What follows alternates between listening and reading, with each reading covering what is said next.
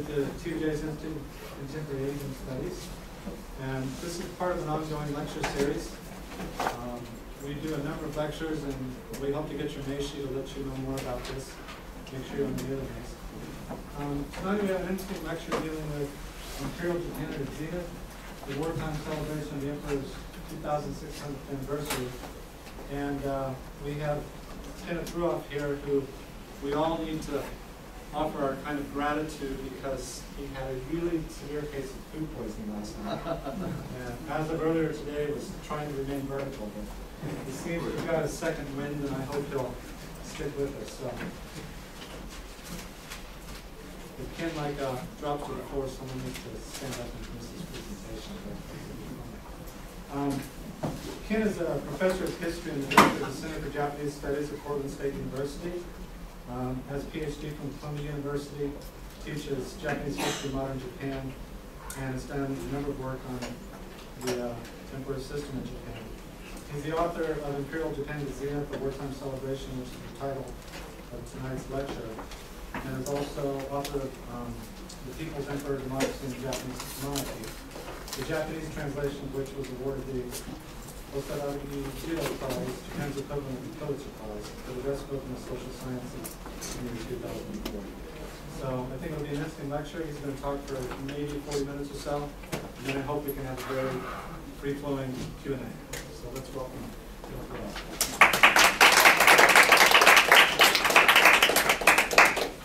Thank you all for coming on a Thursday night. Appreciate that. And thank you, Kyle, and also Kawaguchi-san for organizing this lecture. I do know how much work goes into organizing lectures like these, and I'm grateful.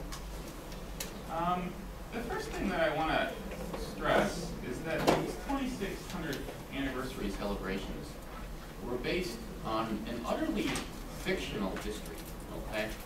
It's just made up out of thin air, this notion that the Imperial Dynasty dates back to precisely February 11th, 660 BC, when Emperor Jimmu supposedly established the Imperial Dynasty. So in 1940, Japan stages spectacular celebrations of an utterly fictionalized history. Now, this particular talk is drawn mostly from one chapter, actually the 5th chapter. And so, before getting into the main part of the talk, I would like to just quickly introduce the other chapters in the book. The book starts out with a chapter titled The National History Boom, about all the history writing and the celebrations that went on around 1940 in reference to this fictionalized history, which at that point was taken utterly seriously. I must point out that academic historians led the charge, okay, in propagating an utterly fictionalized history, including professors from Tokyo University and Kyoto University. In fact, I can't help wondering if some of those historians should have been put on trial after the war as well.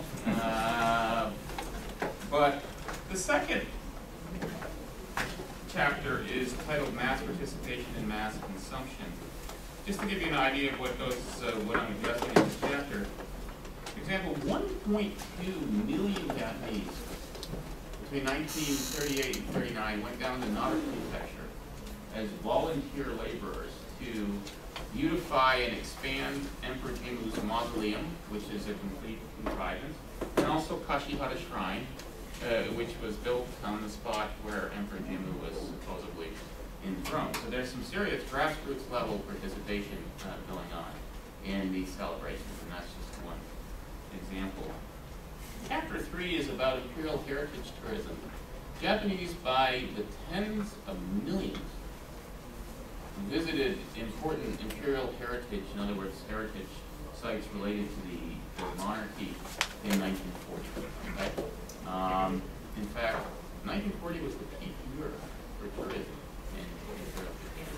It doesn't really jive with some views of the war as having been one long dark valley for the Japanese. How could it be a dark valley if tourism was absolutely booming at that time? And then the 4th chapter is about Japanese touring Korea in 1940. And more than 100,000 Japanese were visiting Korea around 1940, taking in the sights, generally having a good time. And then the fifth chapter is titled Touring Manchuria's Sacred Sites. That's what today's talk is about. And then the sixth chapter is about overseas Japanese and the fatherland. The Japanese government was really, really strenuously reaching out to individuals of Japanese descent who lived outside of the areas under the control of Japan. So individuals of Japanese descent throughout the Americas, and they held a big conference in 1940 to bring representatives back to Tokyo to try to establish ties with overseas Japanese. I'll quickly mention that copies of both the English and Japanese versions are on sale, but let me get on to the talk.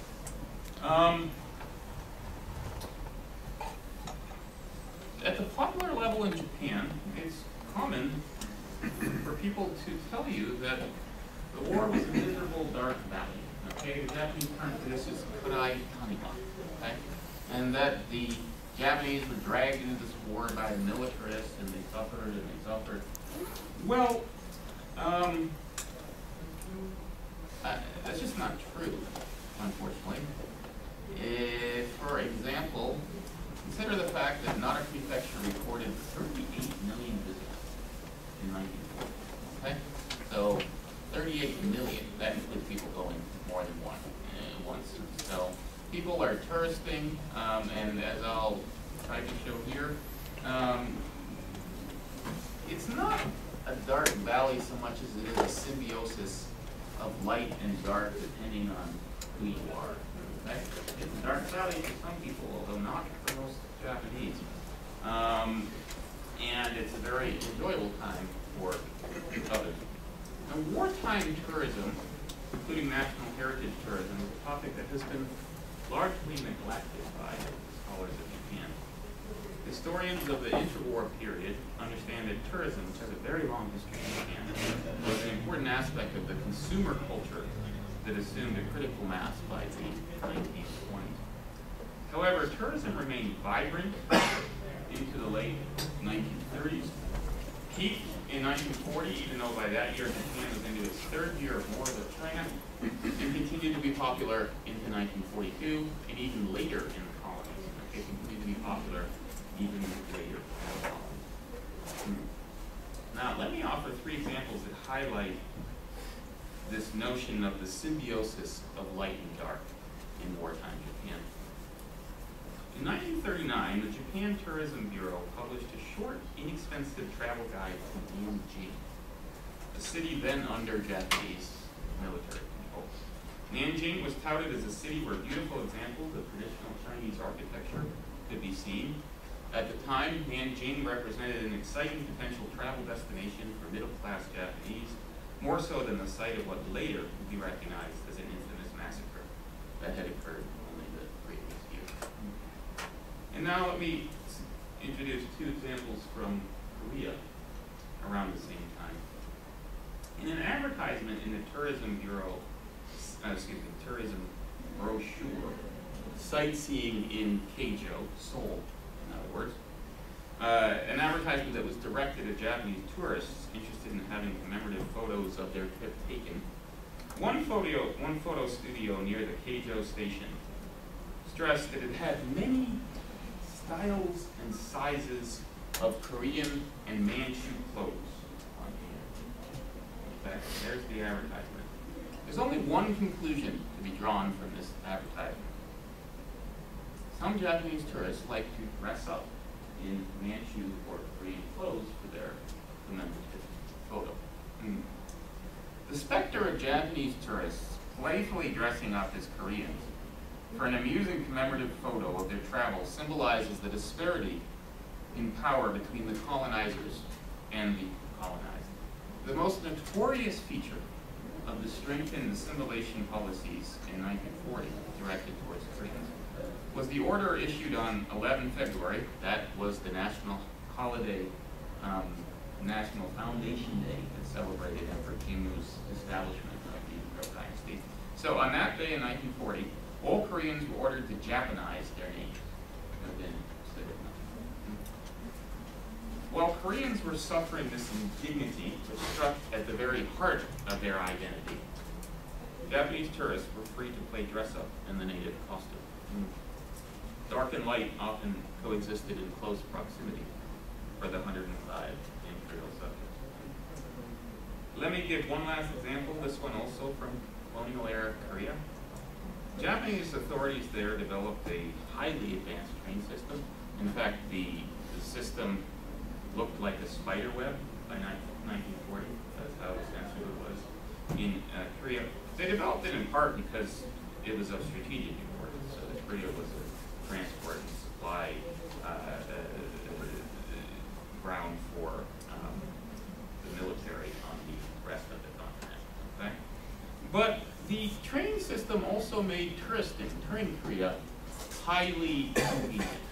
And for example, the connections were set up so that tourists coming from Seoul could get out to a train near the Diamond Mountains, and then on very tight connections switch, leave on Friday afternoon, go out there, switch, catch the train that would take them up to the Diamond Mountains, and so they could enjoy a weekend in that beautiful environment, which is part of North Korea today. But the same train network and the convenient steamship service was also used to transport both Korean forced laborers and the so-called comfort women and sexual slaves out of Korea and to destinations throughout the empire. Okay, so the forced laborers and the comfort women are riding the same trains as are the tourists. Tourism and authoritarianism, militarism, fascism may seem incongruous, but the construction and reinforcement of religious and political ideologies involves moving bodies around to scripted sites. Until the war situation deteriorated precipitously in mid-1942, tourism thrived in Japan precisely because it often served official goals. That will not be surprising to those familiar with the role played by the Strength Through Joy leisure-time organization in Nazi Germany. Nazi Germany set up a system of cruises for proper Germans during, at the same time that the government was undertaking, perpetrating absolutely heinous crimes. Right? And tourism of the fatherland was also very, very popular in wartime Germany. The Japanese government never instituted a leisure-time organization comparable to the KGF, even though it had been one of the first governments to take an active role in fostering tourism, especially tourism from abroad, as they were very interested in the foreign currency that could be derived from incoming tourism. Nonetheless, state agencies played instrumental roles in encouraging and steering travel in wartime Japan. Now, modern governments, the modern nation state, the state, can make citizens do all sorts of things that they might not want to do otherwise. They can force them to serve in the armed forces, for example. But I don't know of any nation state, I don't know of any government that forces its citizens to undertake leisure trips. Okay? And so tourism is by definition a voluntary activity, making its ideological role all the more interesting. I term it self-administered citizenship. Now, for many reasons, including first and foremost economic factors, few Japanese from Japan proper visited the colonies compared to the millions upon millions who toured the archipelago. The story of inter-empire tourism is significant nonetheless. In the same way that travel to imperial heritage sites in Japan proper, such as Emperor Jimmu's mausoleum, was marketed as a ritual, travel to the colonies was marketed as a means for patriotic Japanese to understand better the importance of a colonial. This included grasping the appropriateness of Japan's continental policy, in other words, policies in Manchuria and China. Even after the Marco Polo Bridge incident was sparked the second Sino-Japanese War, travel was officially endorsed as contributing to the national mission in spite of general campaigns to encourage frugality. The Cabinet Information Bureau was the government's propaganda arm, and by 1940, almost every issue of the Cabinet Information Bureau's Shashin Shuho, or her weekly photographic report included an example of frugality so heroic that it suggested that Japanese who consumed anything more than the bare essentials were unpatriotic. I mean, their views is so extreme. But throughout 1940 and into 1941 and 42, this weekly magazine also regularly featured advertisements encouraging Japanese to travel to nearby patriotic sites and overseas to the colony. The focus on imperial tourism conveys the interrelatedness of various areas of the empire. Studies of Imperial Japan that either ignore the empire or separate the empire from the story of Japan proper are problematic because they do not acknowledge how mutually influential these areas were. It just doesn't work to write a history of Imperial Japan which only addresses the area that is Japan today. Okay? It just doesn't, it's not good history for the most part. It was an empire. And nor is it good history to write about the colonies in separated from the motherland, if you will. And that's what the mother country, if you will. So the history of Imperial Japan cannot be reliably interpreted from the perspective of today's Japan, that is, with a focus on Japan proper, which was termed Naichi at the time, to the exclusion of the empire. And studies of the colonies, or the Gaichi, in isolation from the so-called mother country, are hardly any better. After all, the colonies were linked to Japan proper, and the metropole linked to the colonies in ways the studies of the colonies apart from Japan fail to explain. Let me now focus in on specifically Japanese tourism to sacred Port Arthur in Manchuria. Japan's victory in the Russo-Japanese War called into question the notion that modernity was predicated on race, civilization, Christianity in other words, and geography. The emergence of Japan, a non-white, non-Christian nation, as a world power rattled the international system of imperialism and racism. In the decades after this historic victory, and especially after the Manchurian Incident of 1931, Port Arthur became a popular national heritage site for Japanese. By the late 1930s, Japanese went to Port Arthur by hundreds of thousands to see firsthand the site of the key battle in the historic victory over Mother Russia, a white country. By 1940, there were various routes by which Japanese tourists could travel to Manchuria.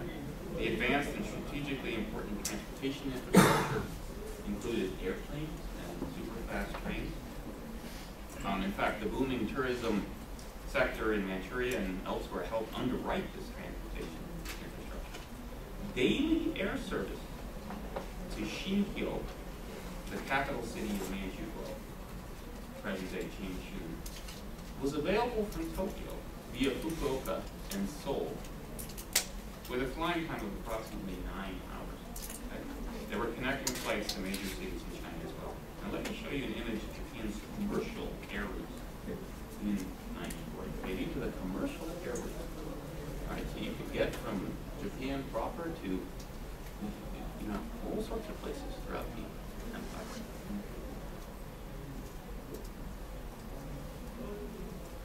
In his account of his 2-week trip to Manchuria in China in June 1939, a guy named Sekiuchi Shoichi, who in the post-war period actually becomes a member of the Diet, wrote about his excitement at flying in a plane for the first time in order to get from Dairen, or Dalian, to Beijing.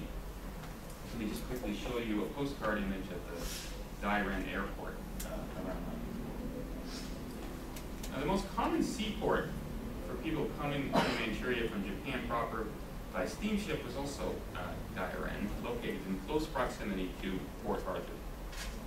Visitors coming from or via Korea, a faster route to Manchuria for many people traveling from the Japanese archipelago, could also conveniently reach Dairen by rail. It's one of the busiest ports in Asia at that time.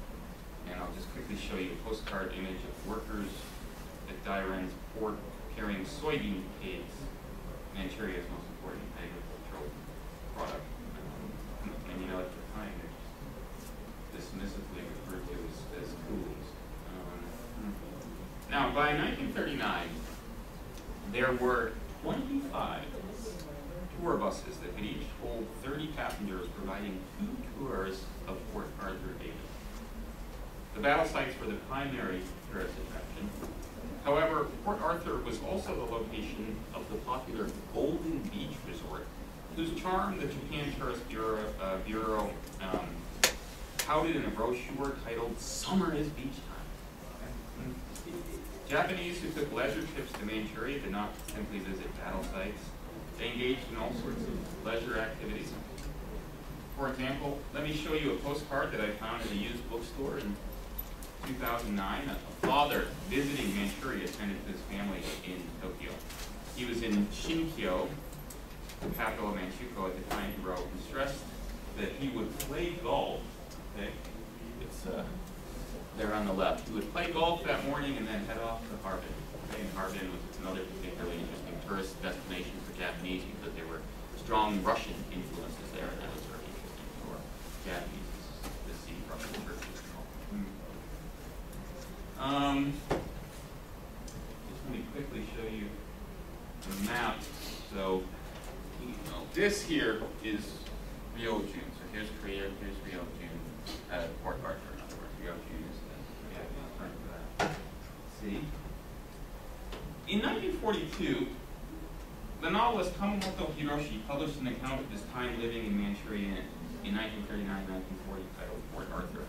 And he gave precise descriptions of the commentary to battle sites provided by tour bus guides, whose role in shaping visitors' impressions he regarded as critical, correctly so.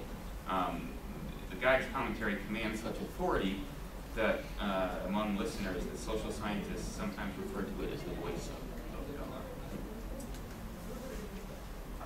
Kamamoto recounted how female guides, following what he recognized as scripts, provided commentary about most of the landmarks in Port Arthur, but he also observed in reference to battle sites where much Japanese blood had been shed, it was the male bus drivers, not the female guides, who provided commentary. He stayed at one such battle site to hear 3 bus drivers give their spiels, and he noticed that there were subtle differences in the storytelling and in the strengths and weaknesses of the storytelling. One of the bus drivers later visited Hamamoto at his hotel to elaborate on aspects of his performance, including mental attitude, technique, and delivery, technique of delivery and content. And the most precious part of his description is that he recounted how one male guide, after describing in dramatic terms the sacrifices made by Japanese soldiers in trying to breach the Russian defenses, would stop his commentary midstream as the result of what appeared to be an unsuccessful struggle to contain his emotion. Too choked up, just couldn't continue. Quite a performance for someone who repeated the act several times a week for a living, each time appearing to be too choked up to finish the story of the unparalleled bravery displayed by the Imperial Army. Many Japanese who wrote accounts of their visits to Port Arthur included stock descriptions of their struggles to control their emotions when they heard their guide's account of the Imperial Army's efforts to breach the Russian defenses. For example, a certain Takeuchi Masumi, who was had a job in Korea with the electric company there, visited Port Arthur in 1938. He's a typical representative of the middle class living in the colonies. So he goes off on a long trip to Northeast China. In the travelogue he published in his company's magazine, he explained, quote, "The reason why there was no one who did not break into tears upon hearing the tour guide's elaborate explanation of how the Imperial Army took control of the fort at Port Arthur was because people were so deeply moved by the Imperial Army's tremendously strong sense of determination to accomplish such a glorious feat." Now, the official Japanese account of the war with Russia offered to visitors to Port Arthur praised the Russians as an honorable and tenacious foe, a narrative strategy that augmented the significance of Japan's victory. The fact that Japan had defeated the so-called White Country no doubt structured this narrative. Now, let me show you a racist cartoon that was popular in Russia when the Russo-Japanese War was going on. What we have here is the ghost of Napoleon speaking to Japanese generals in the middle of the Russo-Japanese War, and the caption reads as follows: "Shade of Napoleon, if my thunderbolt against Russia failed, what can yellow-faced dwarfs like you expect?" Okay.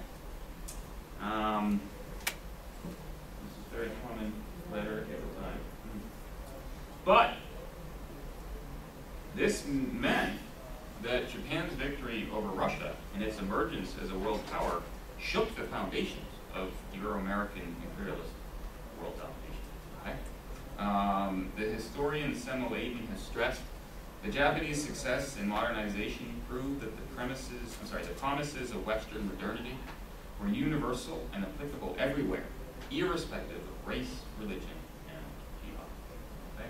You know, there's a lot of nonsensical Nihonjinro out there, theories of Japaneseness, and I'm sure that you don't take it very seriously, and your professors teach you not to take it very seriously. But interestingly enough, Japan really did play, dare I say, a special role in world history by becoming the first non-white and non-Christian nation to become a world power, thereby calling into question all these theories of modernity that it can only be achieved by whites, it can only be achieved by Christians, and so they basically took a big sledgehammer to at least one of the four edifices, undergirding the international system of racism.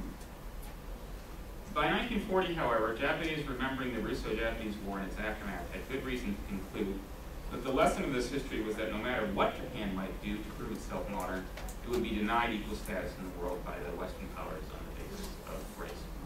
Now, by 1940, Japanese leaders were openly calling for an overthrow of the Western imperialist grip on Asia, and so in this context, it's really not too surprising that the narrative of Japan's first military victory over a Western power took on particularly great salience. It was one of the few historical episodes referred to at the time of the 2600th anniversary celebrations of Emperor Jimmu's supposed establishment of the Imperial dynasty, with the same reverence accorded to the first emperor's exploits. Now, let me show you the jacket of a 15 postcard set issued in 1941, titled "Aftermath of Hand-to-Hand Combat, Battle Sites of Port Arthur," and it focuses on the battle between Japanese and Russian forces. I was at one of my favorite used bookstores in Jimbocho on Tuesday, one that specializes in postcards. I think he had 10,000 postcards of Port Arthur, pre-war postcards of Port Arthur. Give you a sense. That's just one bookstore. Okay. No, that one was Abe no Stampo. There's a couple of them. So, from the guidebooks tourists purchased before visiting, to the commentary offered by the guides there, to the postcards available on site for purchase, the attention of visitors to Port Arthur was directed towards Japan's heroic victory over Russia. Okay? But there's a little detail missing, and when it comes to the construction of historical memory, it's often what's left out that's every bit as important, if not more important, than what is included. Okay? The Imperial Army also battled Chinese forces at Port Arthur in the earlier Sino-Japanese War. Absent from the narrative presented to visitors at Port Arthur were details of the unedifying aftermath of the Japanese seizure of this strategic fort from its Chinese defenders on November 21st, 1894, during the first Sino-Japanese War. Neutral observers described how Japanese troops massacred the local civilian population. Japan made a great propaganda effort to try to rebut these claims by saying what in fact happened is that cowardly Chinese soldiers had taken off their military uniforms and tried to sneak out as civilians, and therefore it was appropriate that they be killed. They used the same justification after Nanjing, but the evidence to the contrary is quite extensive. That's not part of the narrative when one visited Port Arthur around 1940. The Sino-Japanese War and the Russo-Japanese War had been fought primarily over which of these countries was to control Korea. By 1940, however, Japanese sacrifices made in these earlier wars, celebrated most prominently at Port Arthur, were folded into a broader narrative that justified Japan's special interest in the overall Asian continent. The manner in which Japanese heroism and sacrifice in battle versus the Russians at Port Arthur was invoked to justify Japan's continental advance bears comparison to the way Marienburg Castle, it's known as Marburg Castle today, it's in Poland now, was used in Nazi Germany. Marienburg Castle, the one-time headquarters of the Teutonic Knights, who were said to represent the authentic German spirit, was elevated, especially during the Nazi era, into a mnemonic site symbolizing Germany's mission to spread civilization peacefully. Okay? And tourists went there by the hundreds of thousands. So a trip by German tourists to Marienburg Castle during the Nazi era served the same function as a trip by Japanese tourists to Port Arthur, solidifying patriotic support for their country's exclusionism. Whether of fascist, communist, liberal democratic, or another ilk, regimes throughout the world have become skilled by the 1930s in employing tourism to promote the national ideology. I'm actually going to move into my conclusion, but I'll argue it's a relatively long conclusion, but I think I'm doing okay on time here. So, viewing wartime Japan only in negative terms can lead one to overlook developments that took place during that decade in areas of society not typically associated with fascism. For all the nationalistic rhetoric about Japan's primordial origin and timeless values, what characterized Japan in the 1930s was not a return to the past, but rather a strengthening of modernity's grip. The modern tourism sector became all the more prominent during this decade that is sometimes portrayed in terms of Japan gloomily evolving in the direction of feudalism. Japan's national park system dates from the 1930s. Who would think necessarily, but it does. Tourism should be of interest to historians because it encompasses so many aspects of modernity. These include nationalism. Obviously, it was a very nationalistic exercise to visit Port Arthur. Mass consumerism, the expansion of political participation. I mean, it's national heritage tourism is a political activity. Industrialization in the form of a transportation infrastructure, global integration, and in the case of tours of the colonies, imperialism. I personally do include imperialism in my definition of modernity in the mid-20th century. Okay? The study of intra-empire heritage tourism during Japan's imperial era lends itself to analysis of many issues central to Japan's modernity, including, for example, the invention of national history included the codification of heritage sites, not only in Japan proper, but throughout the empire. Okay, throughout the empire, they devised national heritage sites. Second, it clearly speaks to the active involvement not only of state actors, but also of the masses of Japanese people in endorsing and promoting imperial ideology and expansion, often through forms of self-administered citizenship training. I would also argue that there was a positive feedback loop in wartime Japan whereby patriotism spurred mass consumerism and consumerism spurred patriotism.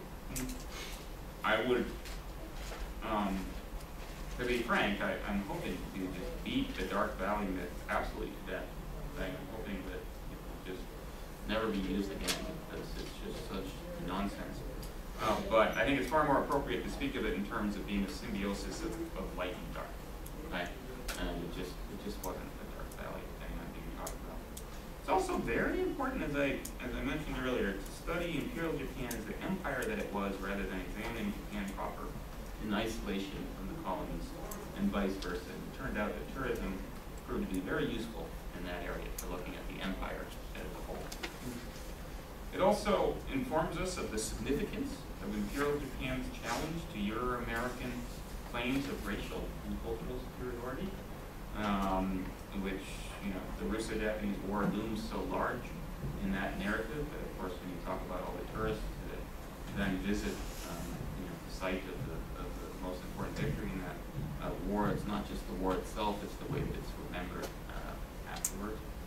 And finally, in the book, don't know how much it came through here, but I make extensive comparisons between wartime Japan and not only Nazi Germany and fascist Italy, but also with non-Axis yet similarly modern nation states at the time. Historians should pay more attention to self-administered forms of citizenship training in general, at least, I would argue. For example, I'm from the United States, and we just cannot credit or blame, to cite a contemporary example, the American government for the fact that every summer millions of American parents buckle the kids into the minivan for a vacation to national heritage sites. Okay? Even if it's true that the government plays a role in shaping the sites, but we can't blame the government for the fact that the parents buckle them in and take them off to the national heritage sites. That's a voluntary activity. I'm pretty sure I'm right in saying, someone with 3 kids, that the kids for their part would likely prefer Disneyland or the nearest amusement park to national heritage sites. Of course, Disney now also represents American heritage, albeit not in a form defined by the state. And of course, I'm well familiar with the fact that many Japanese, including Japanese families, visit heritage sites as well. And this is not only Japan and the U.S., it's a global phenomenon. So why do people visit national heritage sites? It's a relatively simple question, but I'm not sure that we fully understand the motivations that underlie this widespread global phenomenon. Not to mention more complex topics such as perception. It's so hard as a historian to get at perception. That's why I was so excited when I came across the Hamamoto source, telling me what the guide had said, and then to take it beyond that and find some of the diaries, okay, to try to understand how people, received the message in Fort Arthur. So first to find the message that the guides were giving, and then to find some diaries that gave a sense of how people did receive that message. Presumably such visits are genuinely fun for some people, and perhaps in other people they result from a strong feeling of patriotic duty. It's possible that for some they justify as educational, a vacation that otherwise might seem frivolous. Okay, if you can couch it as educational, that it seems more appropriate than just taking a plain old vacation. When children are involved in visits to heritage sites, perhaps part of what's going on here is that the parents are trying to provide them with as many advantages as possible in order that they excel in educational systems substantially based on civics and national history. There's almost surely a prestige factor at work, a form of keeping up with the Natos, if you will. It's likely that a combination of these and other factors explains the practice, individual examples of which would nonetheless need to be contextualized in order to understand the specificities as well as the generalities. I would argue that the role of heritage tourism in shaping popular memories of the past may well be as influential as the roles played by K-12 schooling and also the mass media in this area. It's often linked with these. As much as I would like to think that, my book and other academic books like it play, a monumental role in shaping popular historical consciousness, it's just not the case. Okay, national heritage sites are far more important in shaping popular historical consciousness than than our academic books. And of course, K-12 schooling is of great significance, as is the mass media. So, I'm going to conclude by just saying that national heritage tourism should be considered prominently when historians discuss how historical memory is. Happy to take questions.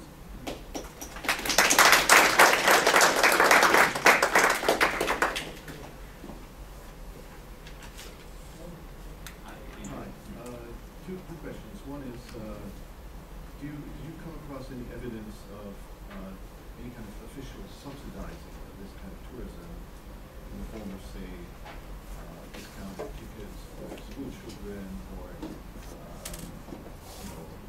special deals, packages, and so on? That's the first question. Second question is, as you were talking, the image of Colonial Williamsburg came to mind as a parallel in the United States. Sure.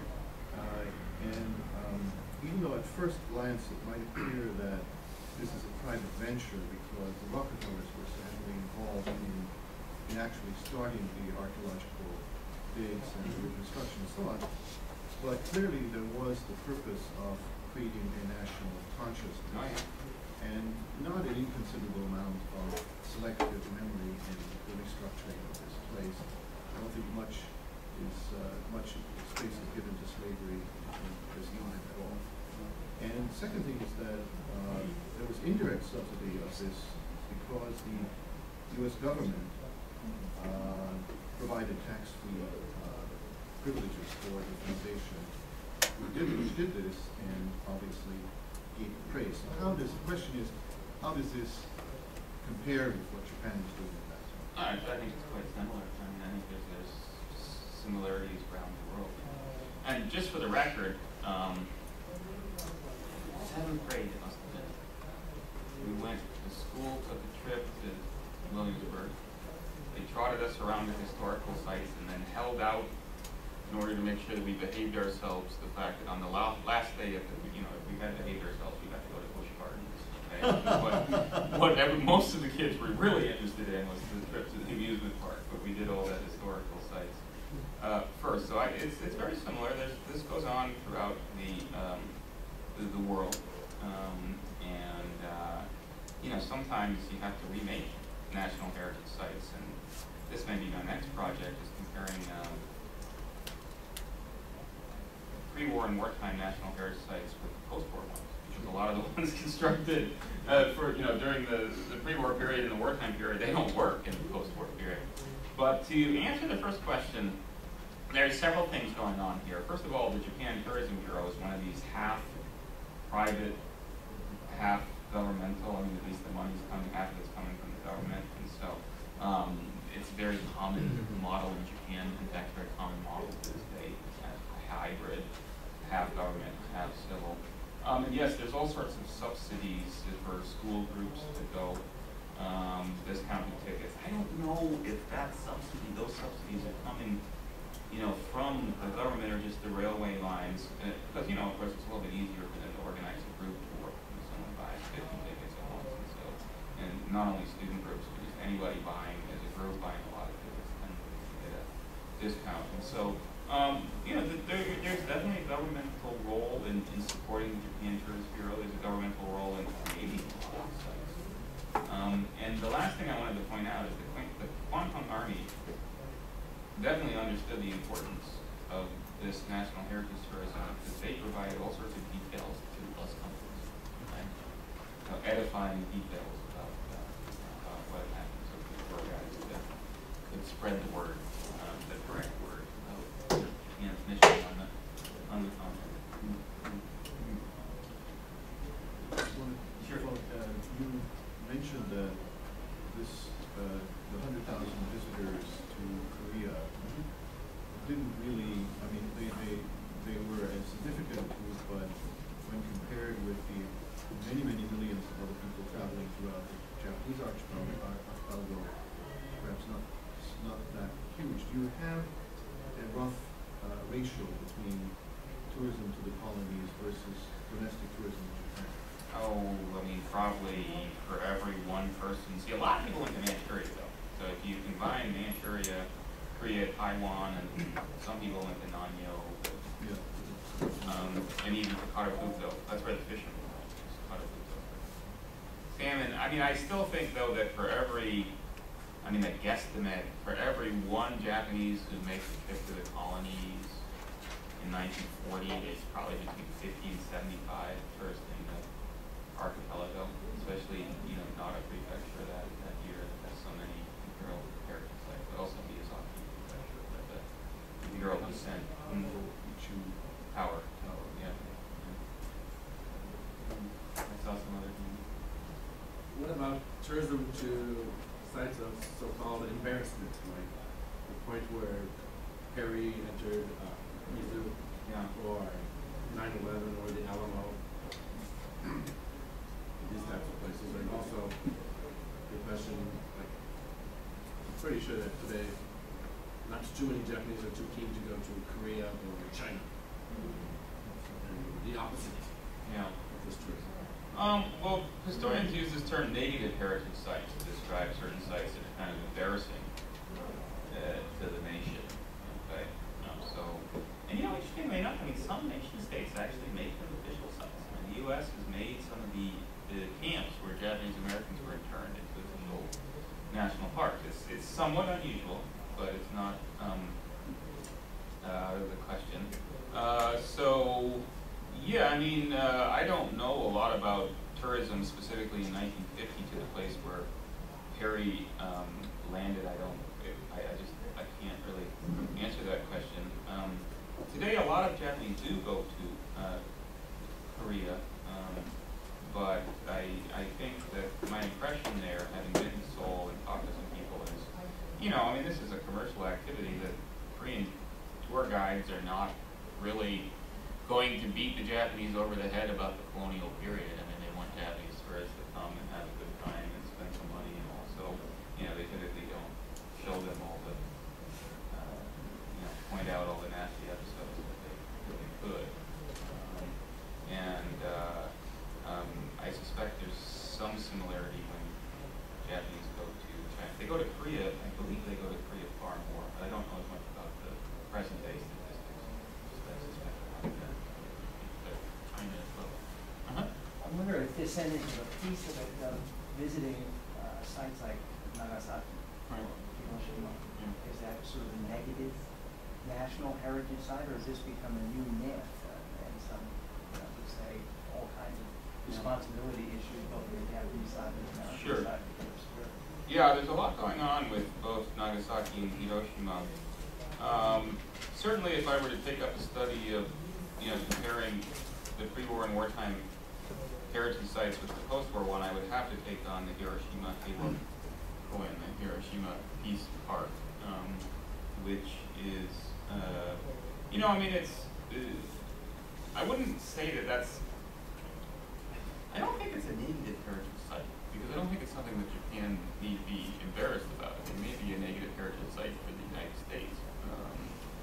But it's, of course, absolutely essential to the post-war ideology of peace that was so important. And in some ways, one of the things I've been asking all my friends here in Japan, kind of getting here, is I'm kind of curious, is there a site, a national heritage site in post-war Japan that clearly symbolizes democracy? And I'm not sure that there is, okay? Except that the Hiroshima Peace Park, because it symbolizes peace, and the Japanese have a somewhat specific definition of democracy, at least a lot of Japanese do, that incorporates peace, okay? It's interesting. And this is, you won't find this elsewhere with the exception of perhaps Costa Rica, so maybe there, but it definitely symbolizes peace, and you'd have to take it up. It's a very common field trip site.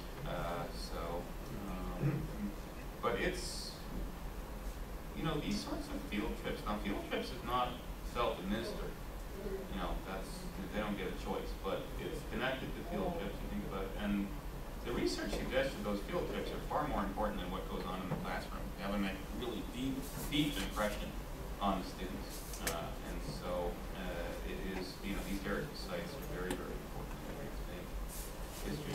There's something sort of over in this area, I thought. Yeah, okay.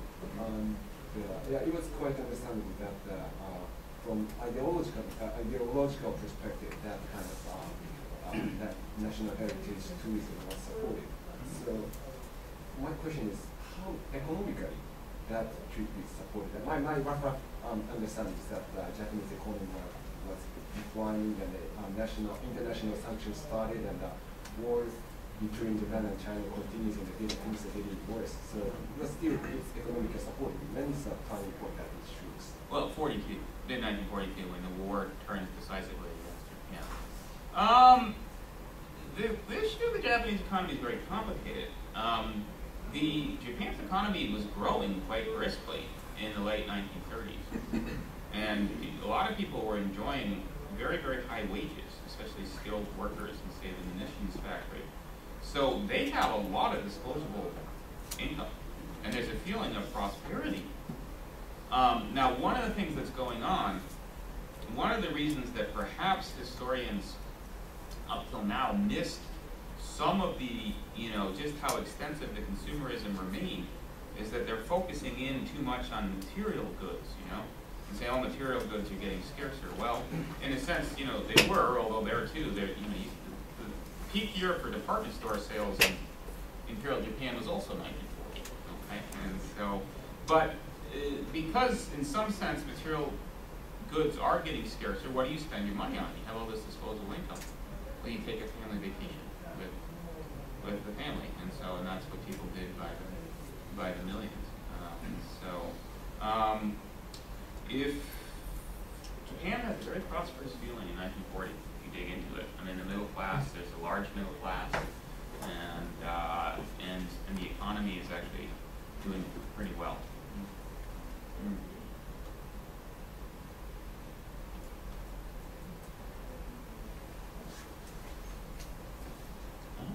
Just another thought on that.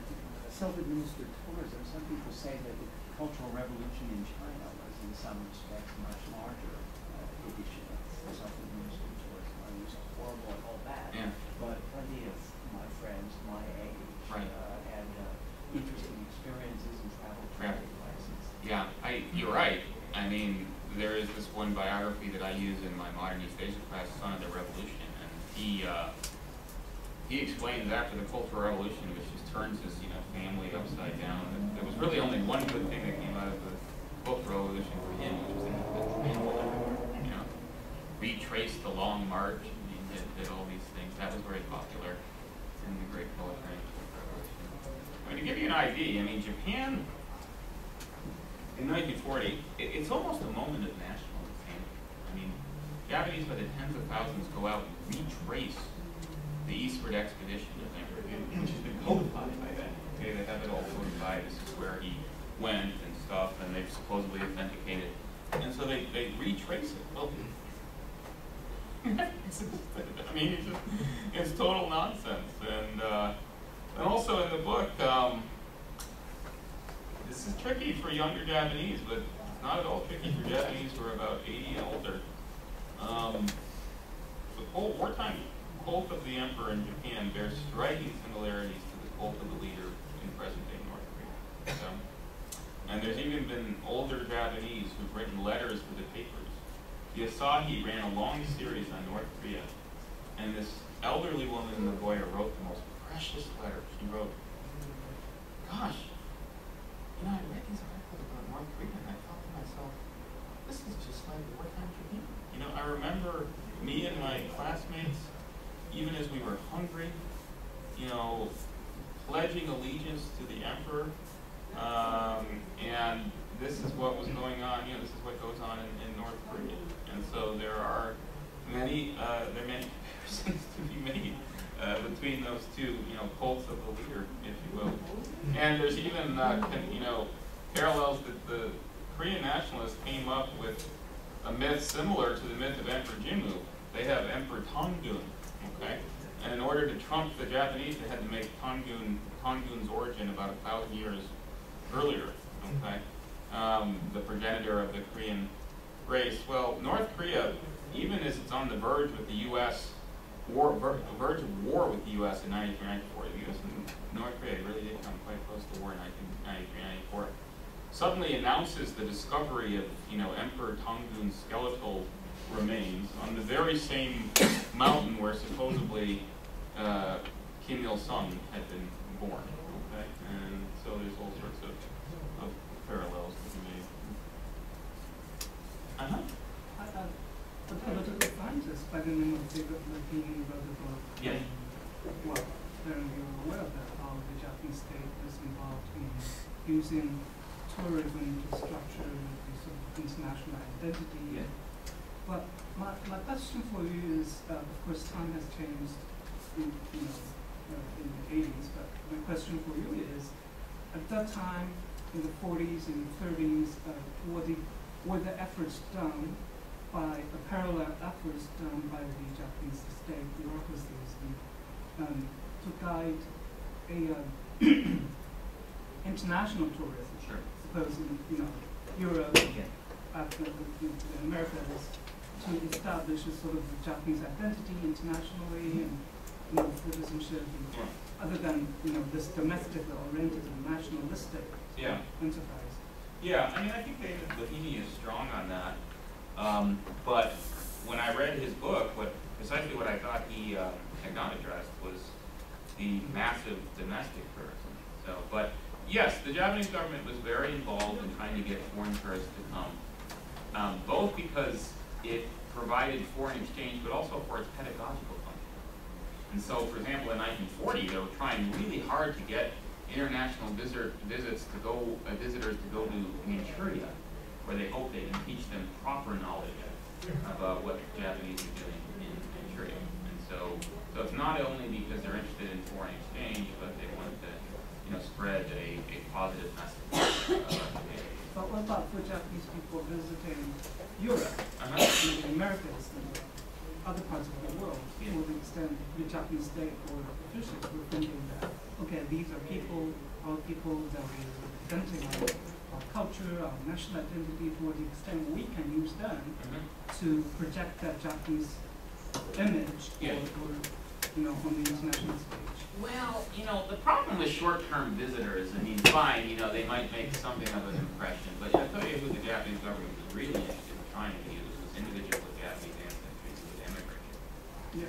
And so they really reached out very, very strenuously to try to get individuals of Japanese descent to serve as, propaganda organs for Japanese policies. A lot of them weren't comfortable with that, especially the second generation ones, but they did try very hard. And that's part of the story of this Congress of Overseas Brethren that takes place in the 1940s, bringing in individuals of Japanese descent from throughout the world to try to create a national community that goes beyond even the empire, a national community of blood that goes even beyond the empire. Yeah, I don't know for sure, but I have trouble imagining. I mean, someone goes on a short-term visit overseas. You want them to behave themselves and not make horrible impressions, but I'm not sure that they're going to be able to accomplish that much in sort of spreading a sense of Japanese identity. I could be wrong. I haven't thought about that issue, but there was an enormous campaign to get foreigners to visit Japan, visit colonies. Yes. There was material available in English on Chosen, very heavily. Yeah. So I think they were trying to use tourism, not necessarily use it for, kind of latent propaganda, but also they redid the colonialization in 1937. I don't know why. To make it more accessible. No, to give Japanese a unique flavor and turn Chichibu into Titibu, and so it wasn't really very well thought out because this was not really making it accessible, making it less accessible. So I'm trying to argue that the state wasn't really quite so diabolically, single-minded. I'm sure they were in after times, as are most states. It's really interesting to read travel logs by Europeans and Americans about the Japanese colonies, because they basically break down into two narratives. One is hugely positive. Japanese bring modernity to Korea, the best thing that ever happened to Korea, gotta give the Japanese credit. And then there's this other one that has this very racist element where they're like, they don't know what they're doing, they don't know how to be imperialists and stuff. And are just hugely critical of the Japanese efforts, not because they're imperialists, but because they're not measuring up to Euro-American style imperialism. So, was that a message, or was that just Did the imperial family indulge in tourism around the empire? They did, actually. There's an interesting photo of some of the imperial family members dressed in Korean dress, no less, in Kyongju, what the Japanese call keishu. And so, it does not include the emperor, the crown prince, but it includes certain imperial family. Taisho, has a bad reputation, but my friend Hara Takeshi has written a biography of the Taisho Emperor that sort of, revised people's views of him. He was, for example, a really great father to his children, which Emperor Meiji certainly was not. Emperor Meiji refused his, 8-year-old son a vase for his birthday. That's the sort of thing an 8-year-old would want. But Emperor Taisho also, as crown prince, decided that now that there were these, that his mandate included Korean subjects, that he would go about learning Korean. And he made a, genuine effort to try to learn Korean. It didn't go as far as one might have liked. I think he just, in the end, just really struggled with it. But he did make this effort to reach out to Koreans by learning the language. And so Emperor Taisho, he's just portrayed as kind of an enfeebled mentally kind of adult, but he did some interesting things before his mind deteriorated.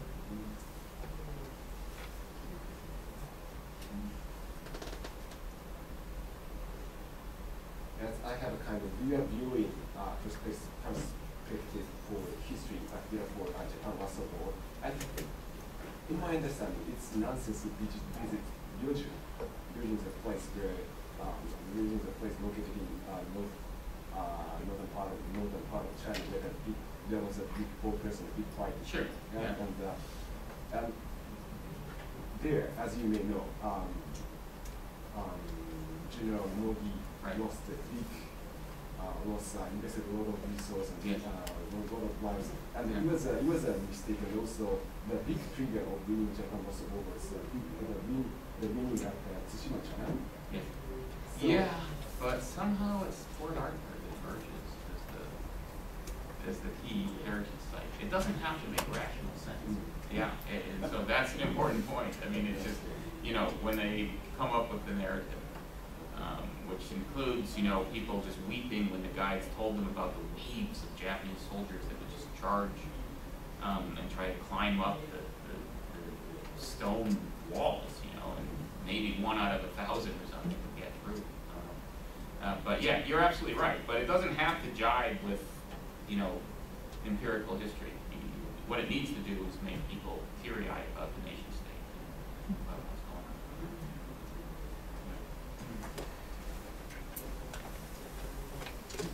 Well, to the extent that was integrated with the Japanese outgoing migration in Korea and Manchuria.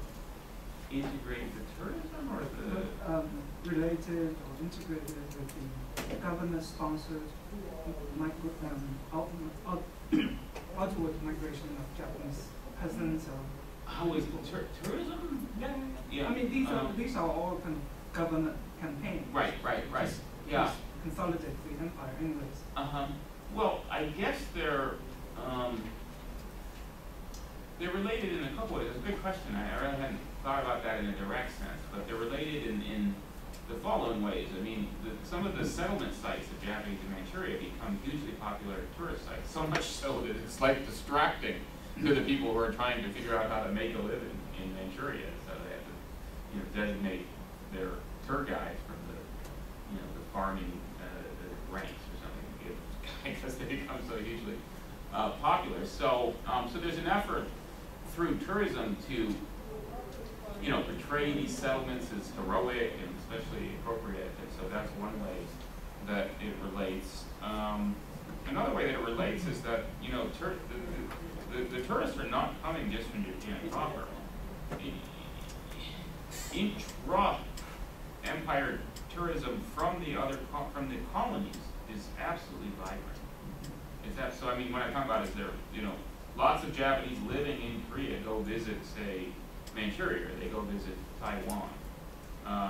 And so, part of the tourism base in those places is the people who are on the ground. There's 1 million Japanese in Manchuria by 1940, and there's about 300,000 more in China, and there are about 700,000 in Korea. So, many, not all, but many of them are middle class, and they're getting in the talk tonight a lot of comparative reference to the U.S., obviously, because that's where a lot of us are from. But how does this compare to the more classic colonial examples, UK and France, and the experiences there? Is there anything that makes the Japanese experience stand out from what everything I'm hearing you say says, well, okay, it sounds like the British going back to the communities in China and elsewhere? A lot of similarities to be drawn. I didn't bring them in here. I mean, Angkor Wat was firmly on the tourist circuit for French Vietnamese, and so part of the privilege of imperializers everywhere is to write the history.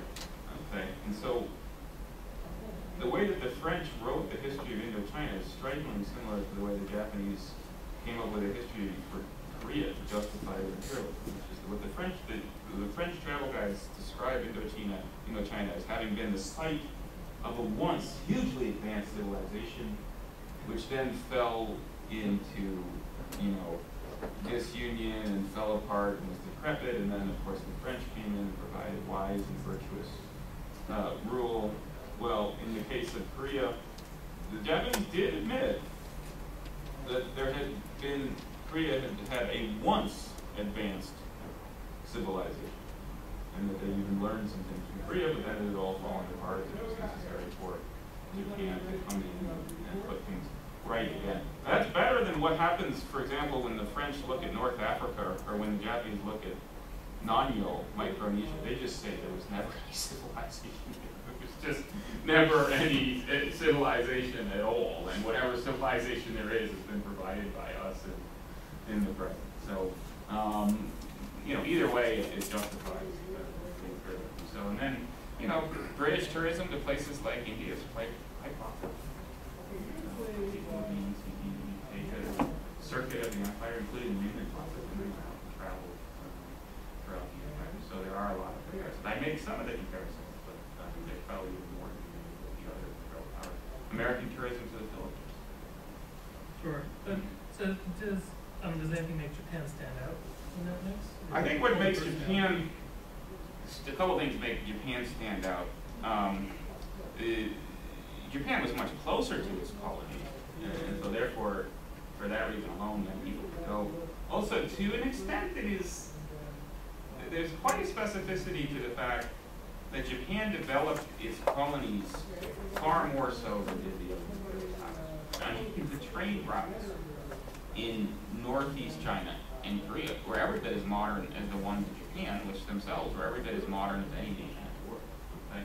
In France, in Vietnam, the French built one railroad down the middle of the country, just to bring the rubber down to the ports. Okay, because they don't develop Vietnam into China at all. And so the extent to which the Japanese developed those colonies there is some specificity there, and then it's closer, so more people can go. But really, one of the things that both of my books, which have been, to a considerable extent about what's called the emperor system in Japan. People on the left insist that the emperor system is uniquely Japanese and negative, in a negative sense. People on the right insist that it's uniquely Japanese, but in a positive sense. But both of the books have stressed there's really nothing at all unique about the emperor system, and that as a form of nationalism, which is what it is, it's probably useful to just substitute nationalism, and then we come across the emperor system, that it bears striking similarities with the experiences of other nation states. And so a lot of this is just part and parcel of the experience of modernity. So you can compare Japan in 1940 to other modern nation states, of which there are, at that time, there's surprisingly few. The U.S., some of the European countries, and maybe a few of the South American countries. There aren't that many modern countries at that point, but they're all experiencing a lot of similar things.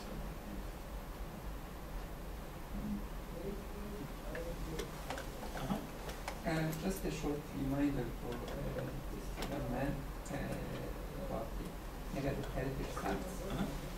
We have one in a region called Gallipoli. Probably many people know the story of Gallipoli from the First World War. Churchill removed And my question is, what about the future? What does it say about the future of Japan's finances? Any insight for the future at all? I'm not very good at predicting the future. I guess I've been asked several times here when I've been interviewed by journalists about the new book.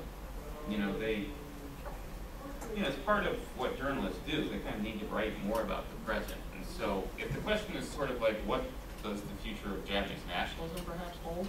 This is very much about nationalism. One of the things I've been stressing is that, you know, I'm more worried about American nationalism than I am about Japanese nationalism. You know, I just don't think that, and you have to get down to the really weird far right, I mean really far down, or to the really weird far left to find forms of nationalism which are in opposition to democracy in Japan.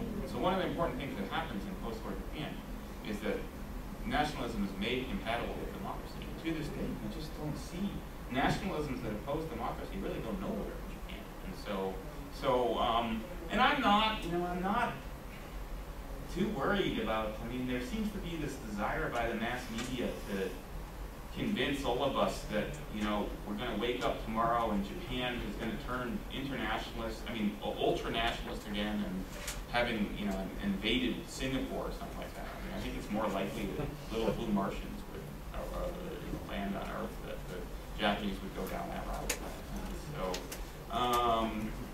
But I don't feel that much in the future. I mean, I look forward to seeing what other sort of national heritage sites kind of develop in Japan and become popular, and kind of analyzing what the message is that they're trying to tell. I mean, Meiji-Mura is a place that I want to take a very close look at.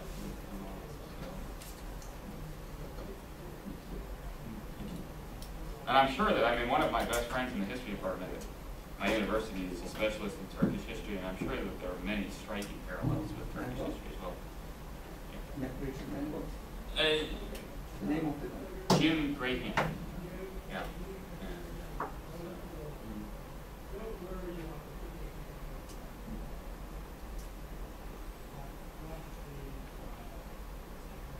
I've got one for you. Okay. Any evidence people from the natives from the colonies were traveling to Japan, as, you know, picking particularly people from Taiwan who had grown up, for the most part, under Japanese administration? Yeah. It would be a little bit more likely to be friendly towards Japan. It's a great question. There's several things going on here. First of all, by 1940, there's actually a decent number of Japanese who've been brought up in the colonies and who've never been to Japan proper. And so it's necessary to get them back to experience the motherland. And yeah, there are a lot of efforts to get the colonial subjects to Japan. And in fact, just the other day at the National Diet Library, you know, the titles are often deceptive. And so I got, ordered this one particular book that obviously had something to do with, it was a travel guide from 1939, and that, it comes out, and I realized that what it is a travel guide for Chinese coming from Chinese in Manchuria, okay, students in particular, to go to Japan.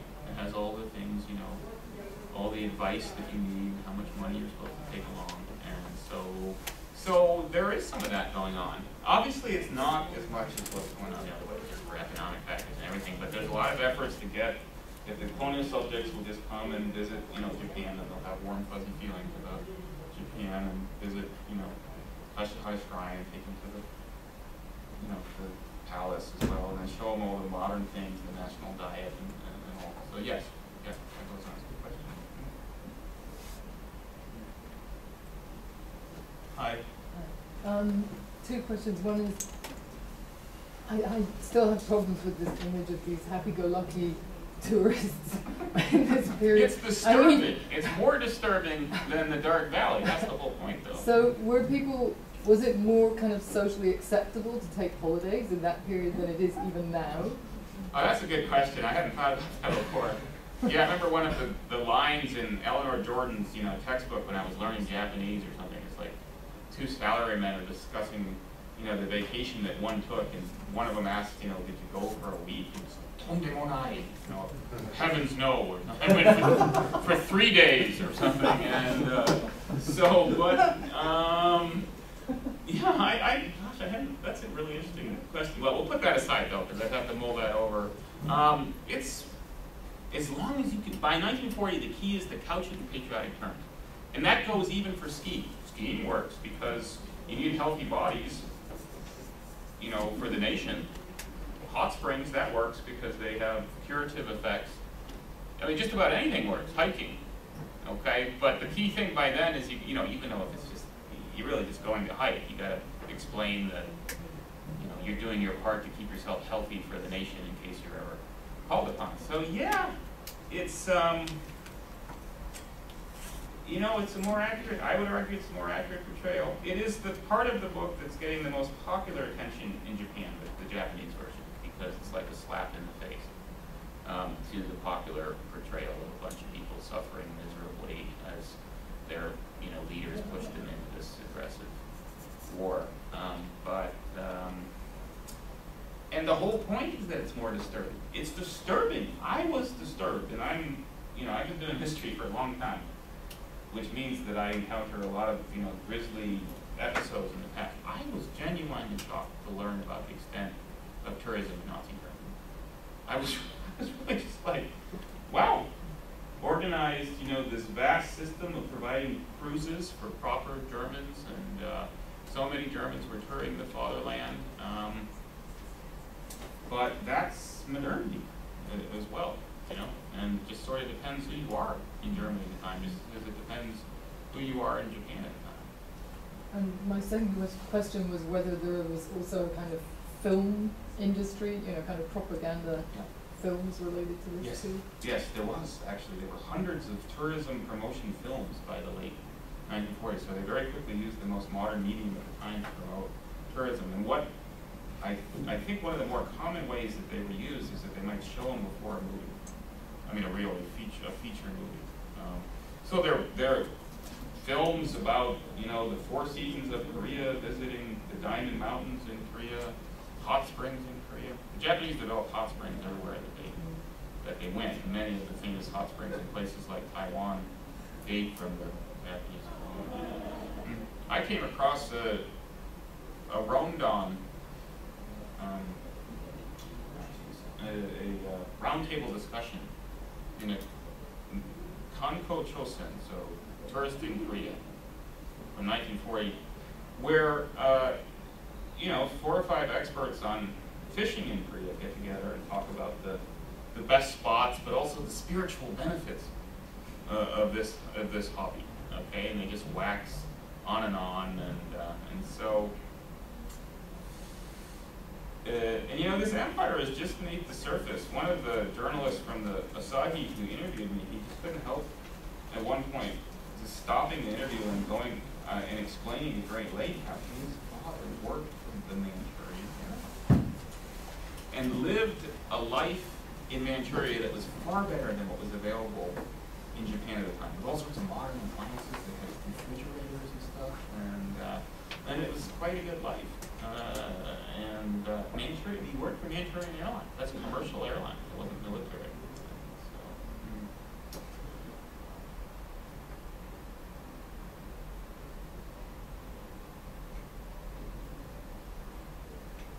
Hi. Oh, okay. We'll get you next. Please go ahead. 1930 and 1940, what war, Japan Second War, what is traveling this program? It's fun, it's patriotic, and so also it's true that there are fewer things to spend your money on. There is sort of the materialist consumer sector is being squeezed. They're redirecting crucial supplies towards the military sector, the munition sector. But there's a lot of people with a lot of disposable income, so what do you do with it? And you know, it was just part and parcel of being middle class. It was taking a vacation. So. Yes, and this has come up in other talks. not everybody's doing this, although it's not just the middle class who are doing the domestic tourism. So there's the working classes actually doing things like visiting. Not everybody touched, but it's the. I think not to be middle class will be this time, 1930 to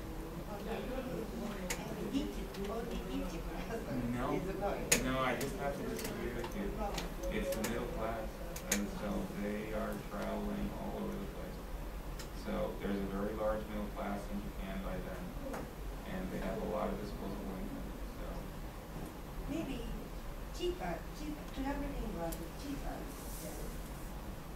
This time, 1930 to 40, but traveling price was cheaper than now. well, I'm sure, although comparatively, I don't know if it was cheaper. I mean, but they had enough disposable income to do it. Yeah. I mean, there are guidebooks that I could cite for you that provide exact, they tell you exactly how much you need for a 12-day trip to Taiwan or something. And lots of people want that.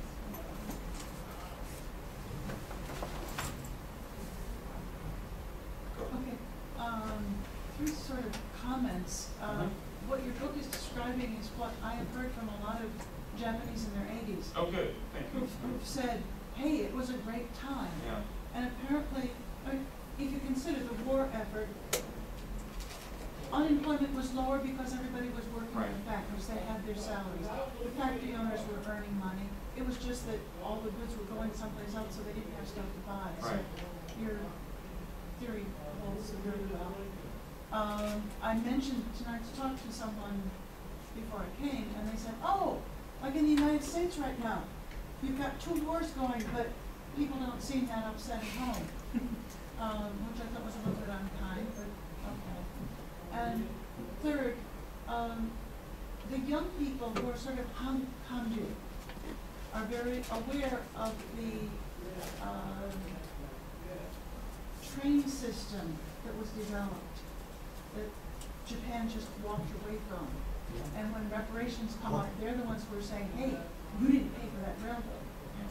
So there's sort of a level of official history. It was a dark veil, and then there are all these floating bits of, no, that's not what it was. Yeah. So they just go along. In the words of Japanese readers in the Japanese version, I do point out that the book was researched and written at a time that the U.S. was at war. And that at a very broad level, I did find some similarities. Life went on surprisingly normally.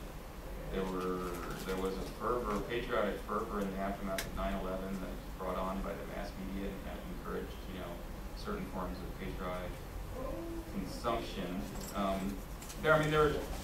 It was, well, maybe we shouldn't go down this road, but for me, one of the strangest things about those two wars is that the government has asked for most.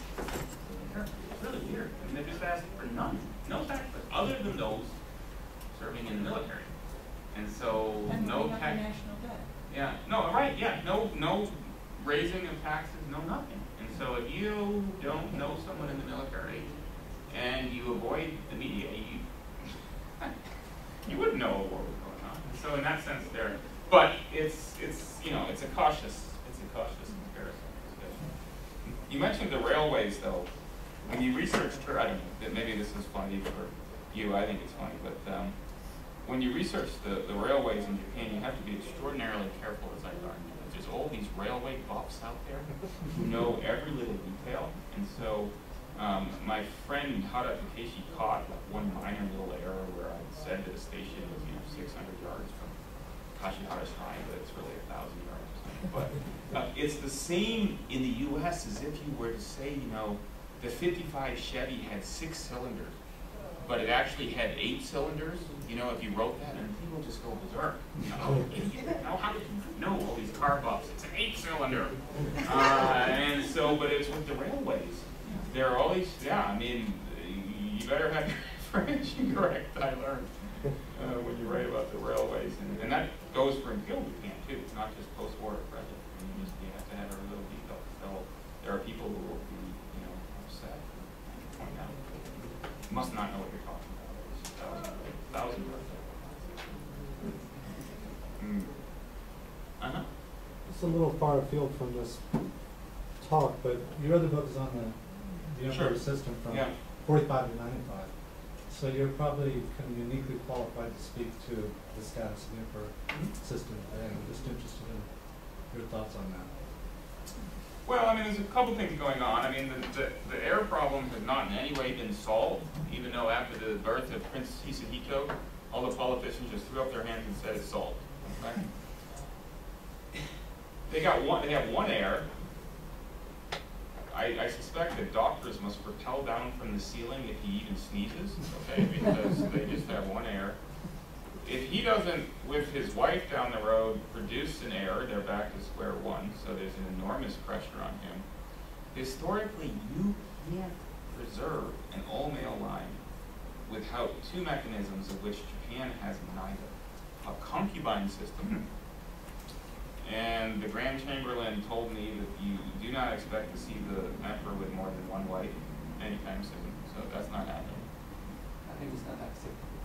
No, in no small part because of the happy family image has been one of the great propaganda tools of the post-war monarchy. Happy family, monogamous, happy family.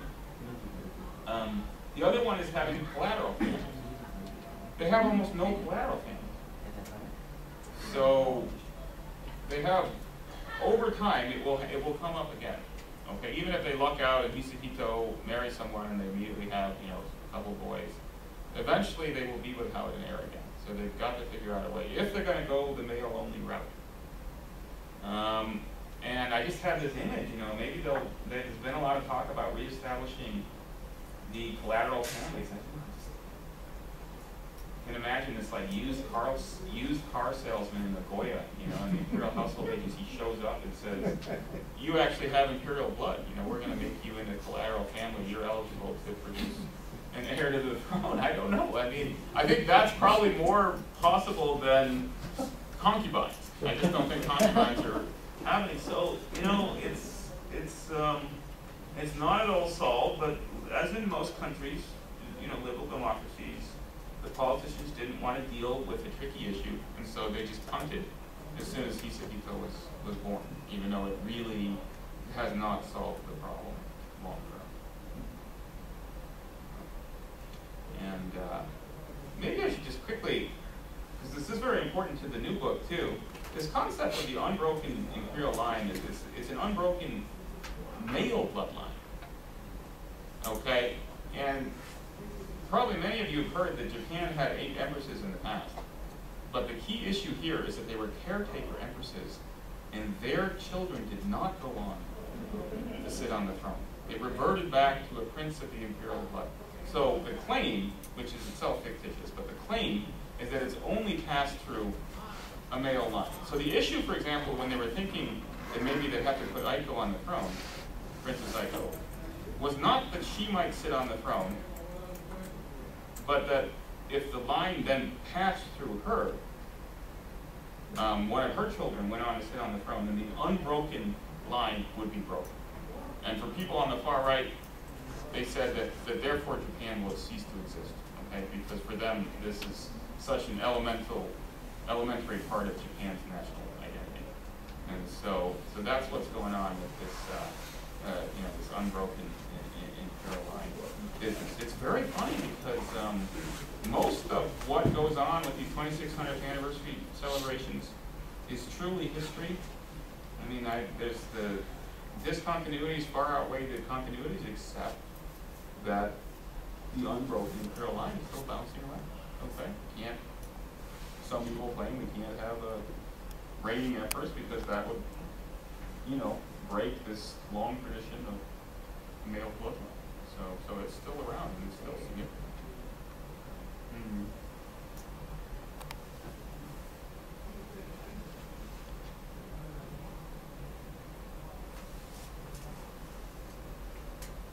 Shall we wrap it up?